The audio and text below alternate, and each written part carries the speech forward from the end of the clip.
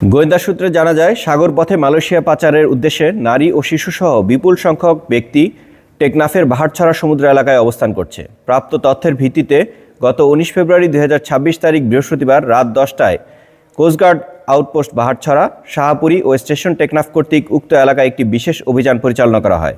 অভিযান চলাকালীন আভিযানিক দল একটি সন্দেহজনক বোটকে থামার সংকেত প্রদান করলে বোটটি পালিয়ে যাওয়ার চেষ্টা করে। অতঃপর আভিযানিক দল বোটটি ধাওয়া করে টেকনাফের বাহারছড়া কচ্ছপিয়া সংলগ্ন সমুদ্র এলাকায় আটক করতে সক্ষম হয়। পরবর্তীতে আটককৃত বোটে তল্লাশি চালিয়ে মালয়েশিয়া পাচারকারী নারী ও শিশুসহ ৫৫ জন ভুক্তভোগীকে উদ্ধার করে ও ৫ জন মানব পাচারকারীকে আটক করে।